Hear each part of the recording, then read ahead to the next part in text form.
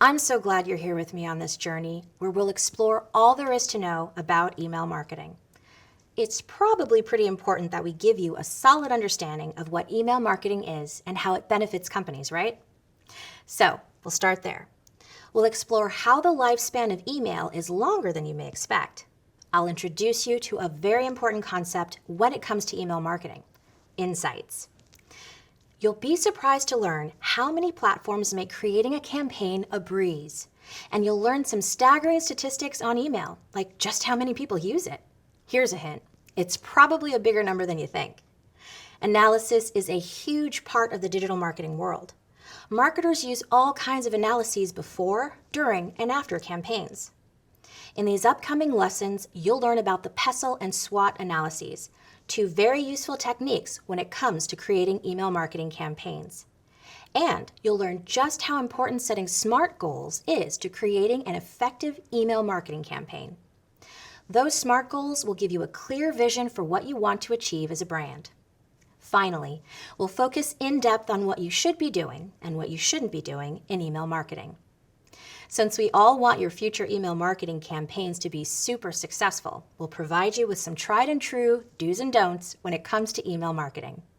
For example, in this portion of the course, you'll learn that testing all different kinds of links, images, lengths, and designs will benefit your subscribers and your overall campaign. Let's get started. Meet me in the next video where I'll help you learn just how important email marketing is to a company's success.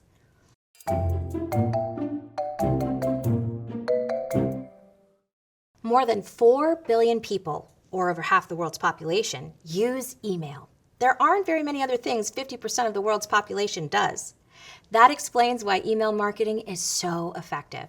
And, as I mentioned in another video, email marketing has a return on investment, or ROI, of $42 for every $1 spent.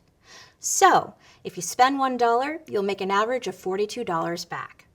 In this video, we'll discuss how the following factors make email marketing so effective: the lifespan of email, the insights you get from it, the ease of use, and the large number of email users. As I mentioned in a previous video, email marketing is when a company sends a branded email message out to a list of their email subscribers in order to inform, drive sales, and create a community for their brand. It's a very effective tool for promoting services, products, goods, and stories to potential, new, and existing customers. And creating email marketing campaigns can be really fun too. I love fashion. One of my favorite email marketing projects to date involved writing an email campaign to get other shoppers excited about a plus-size fashion retailer's new seasonal styles. I thoroughly enjoyed offering discounts to consumers that are just like me, and I did a great job because I had fun with it. To give you a clear idea of email marketing's effectiveness, let's talk about numbers for a second. As a digital marketer or e-commerce specialist, you'll hear the term return on investment, or ROI, often.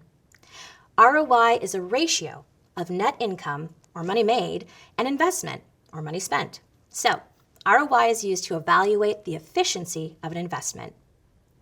If you have a high ROI, you probably made a lot more money than you spent, and your campaign was effective.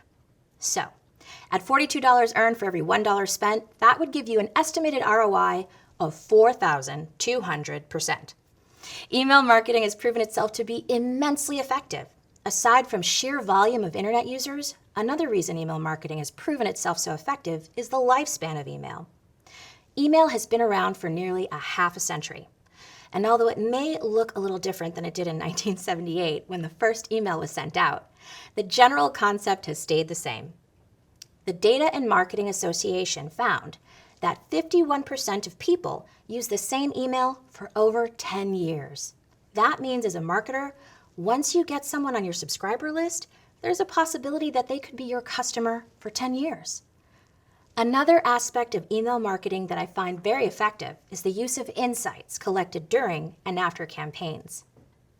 Insights are pieces of information that are discovered through research or data analysis and that can be directly actioned upon to benefit your email strategy. If you're using some kind of email marketing automation platform like MailChimp, HubSpot, or something else, your insights will be just a few clicks away so that you can collect, analyze, and learn from them. And if you're unfamiliar with these tools, don't worry, you'll get to know them later. Finally, email marketing is so effective because of its ease of use. When it comes to email marketing, so many platforms, programs, and tools out there do a lot of the work for you. These tools, like HubSpot, MailChimp, and Salesforce, automate the process so that you don't have to know everything when it comes to design, formatting, and hyperlinking. So, whether you've been an expert email forwarder for 30 years or you just got your first email a few weeks ago, you'll have the guidance you need to become a great email marketer. And it only becomes more automated as time goes on. In 1978, sending the first email out required extensive training, knowledge, and expertise on the subject. Lucky for us, that's not the case anymore. We will not be teaching you how to send an email on a computer the size of a public transportation bus from the 1970s. However, we will teach you how to use email effectively, so sit tight. So to review, email marketing is so effective because a large number of people use email. The lengthy lifespan of email as a medium, the built-in insights, and the ease of use.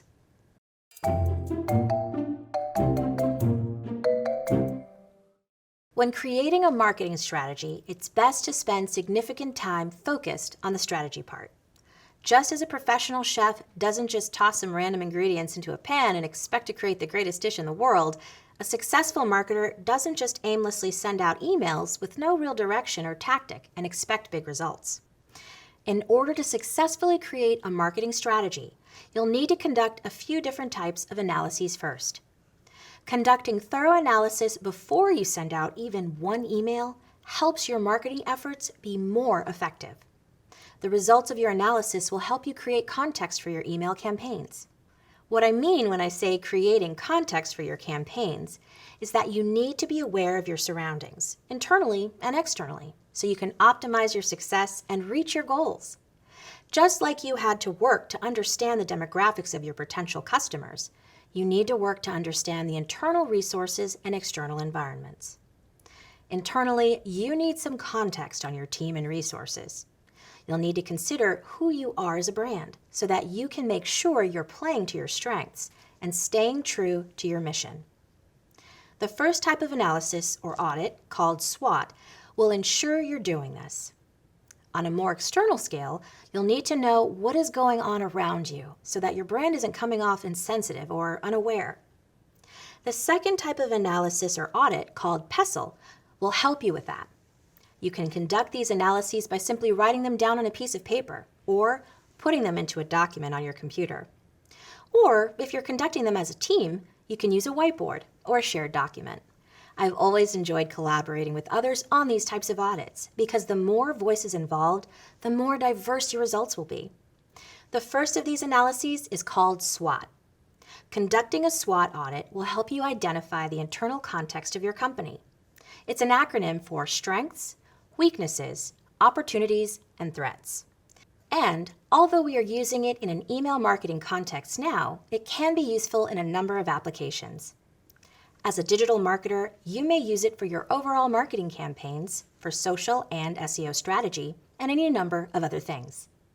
When running a SWOT audit, start with strengths. What aspects of the company's marketing resources make it stand out? What is special about the marketing team? Is it eye-catching design and innovation? Does your marketing team really shine at copywriting? Take note of anything your company excels at internally. Next up, weaknesses. Where could your company and/or marketing team improve? Maybe because your team is so talented with design and copywriting, you haven't prioritized strategy as much. Take note of that. The third aspect of the SWOT audit is opportunities. What resources, events, or contacts would help your team create an incredible campaign? What types of opportunities can you leverage into something bigger?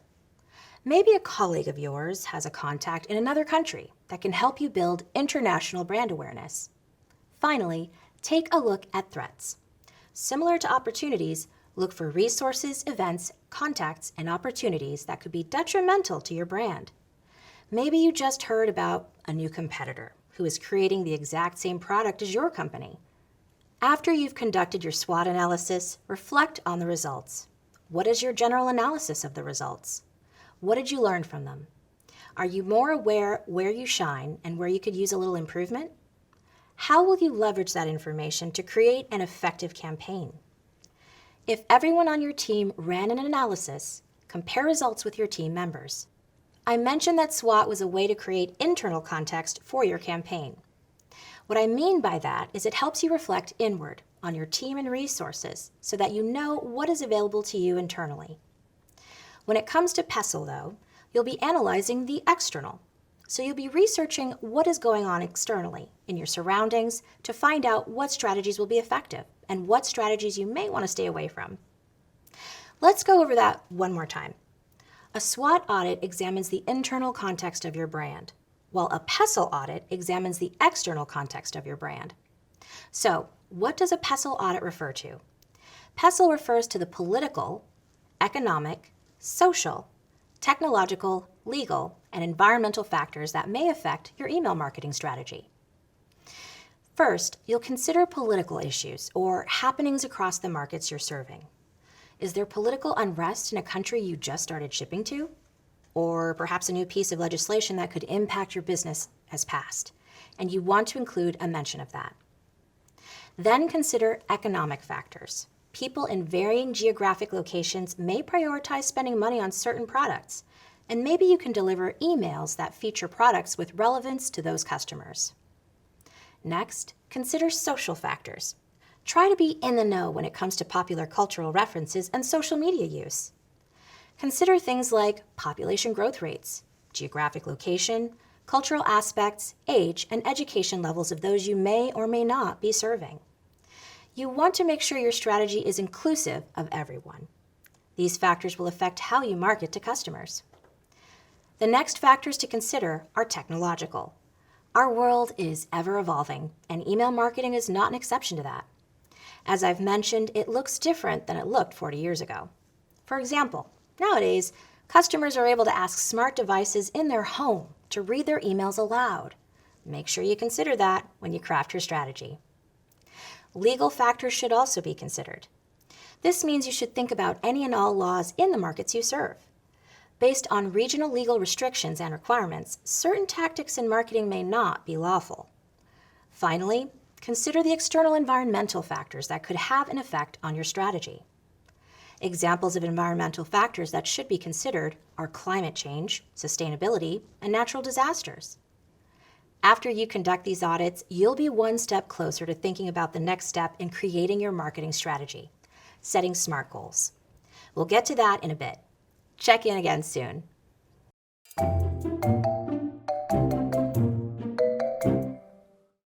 Now that you know why email marketing is so important to a company's growth and how to perform PESTLE and SWOT audits to create context for your campaign strategies, in this video, we'll discover what it takes to create a marketing strategy. In a previous video, we explored setting SMART goals. Recall that as a digital marketer, you'll need to remember to always set goals that are specific, measurable, attainable, relevant, and time-bound. Now, you may create SMART goals for your overall marketing campaign, but you also may get more specific with them and set them for social, SEO, or email marketing. So what do SMART goals look like in the context of an email marketing campaign? First, let's discover what it means for an email marketing campaign to be specific. It means that when you've made it to your destination, you know that you've arrived. If your goal is specific, it probably answers a couple of the following questions. What do I want to accomplish? Why is this a goal? Does it have a specific reason, purpose, or benefit? Who is involved? Who is the recipient? Where should the goal be delivered? What are the requirements and constraints? Your goal must be specific enough to know if you've achieved it. Let's say you are creating an email campaign for an app-based tech company. Your team wants to grow the brand. However, growing the brand is not a specific goal. What does it mean to grow a brand? How will you know if you've grown the brand if you aren't specific in the goal to begin with? So maybe the goal is to add a certain number of names to your subscriber list over the course of your email marketing campaign. Next up is measurable. When it comes to making sure your goals are measurable, ask yourself, what evidence will prove whether this was successful or not? Going back to the previous example, let's say your team decides that you need to increase app downloads to prove that there's a need for your product. How many downloads is sufficient? 100? 1,000? 10,000? Choose a number that you can track and measure along the way. You can tell if a goal is measurable by asking how much, how many, and how will I know when it's accomplished. Sometimes a simple yes or no will answer whether you hit your goal, but sometimes that won't be enough.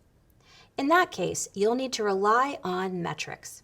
Later on, you'll be introduced to the metrics you will use to collect and analyze data. These metrics will help you determine whether or not you are reaching your goals. For now, just know those metrics are what you use to measure something. For instance, if you're driving your car from Los Angeles to New York City, the distance you're driving is 2,789.4 miles. Miles is the metric you're using to measure the distance. So an example of an email marketing metric would be ROI, or return on investment. As I stated earlier, email marketing has an average ROI of 4,200%, or $42 for every $1 spent. That's an example of a metric. So as you know, the A in your email marketing SMART goals stands for attainable. You want to ensure the goal you are setting is realistic because, well, your goal is to achieve your goal. However, you do want your goal to be somewhat challenging because you want to see some kind of positive progress or change. Let's go back to our app-based tech company example.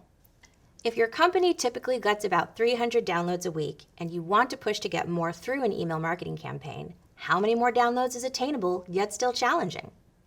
An unattainable goal might be tripling your weekly downloads the first month into the campaign.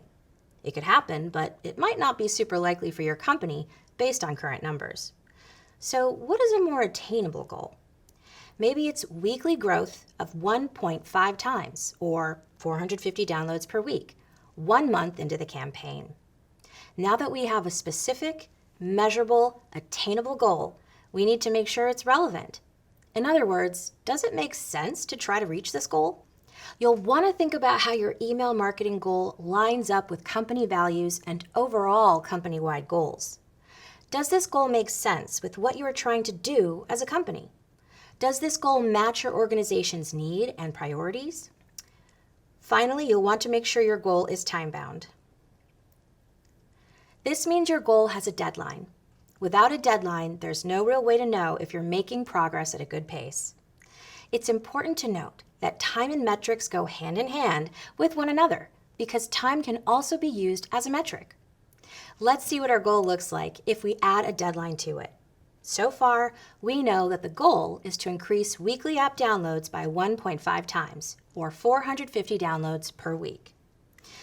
Let's say we will do this by running an email marketing campaign where the call to action is for subscribers to download the app if they don't already have it, and to share the email with friends who may not have it as well. If we say this campaign is going to run for 3 months, we've now added a deadline. So our goal is to increase weekly app downloads by 450 downloads over a 3-month span. By the end of the 3 months, we'll know if we got to 450 more downloads a week or not. Because our goal was specific, measurable, attainable, relevant, and time-bound. I hope you feel good about setting SMART goals now. I'll meet you back here again soon.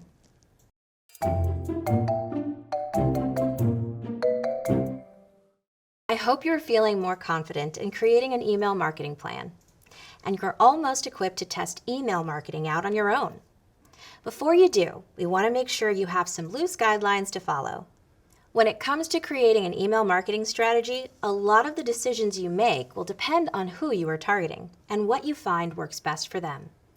But even before you have that information, here are some tried and true do's and don'ts that every email marketer lives by. First, I've mentioned how many email users in the world there are. So how many emails do you think are sent per day? Some experts have estimated that over 300 billion emails are sent every single day. That's a lot of emails. So knowing how many emails are being sent every single day, it's important for your brand that you do prioritize quality over quantity. Make sure you set a standard and define what quality means for your brand or team, and stick to it. If people like the content in your emails, they'll look forward to them, even if they're only once a week. Maybe to you, quality means that it enriches their life in some way. Perhaps you just want to provide some interesting or beautiful images to your customers or readers, and that equates to quality for you. Maybe quality means you teach them something. If your company focuses on mental health, maybe you equip your clients and customers with a new resource or exercise to start their week each Monday morning. When you prioritize quality over quantity, you are ensuring you aren't overwhelming your reader or customer. Don't spam them. If you aren't familiar, spam refers to unsolicited and unwanted junk email sent out in bulk to a broad recipient list. Always avoid making your emails look or sound like spam, and don't worry about appearing in inboxes several times a week just to stay top of mind. Spam often uses dramatic phrases and too good to be true offers. And if you use that kind of language, odds are you will end up in their spam folder anyways, and the emails will never be received. Moving on, our next do is very important. Do segment your lists. Segmenting refers to the practice of dividing an email subscriber list into smaller groups based on criteria like interests, location, or purchase history. You'll learn how to do this later on in the course, but the basics are that segmenting is a great strategy because it allows you to target tailored emails to specific people to ensure the customers will enjoy them. For instance, if you are marketing a product that you find typically sells better to people who identify as a certain gender, you might segment your list by your subscriber's gender. For example, women, men, non-binary, and other genders that people have self-identified. Or, let's say you wanted to offer a 10% discount to customers as a birthday gift.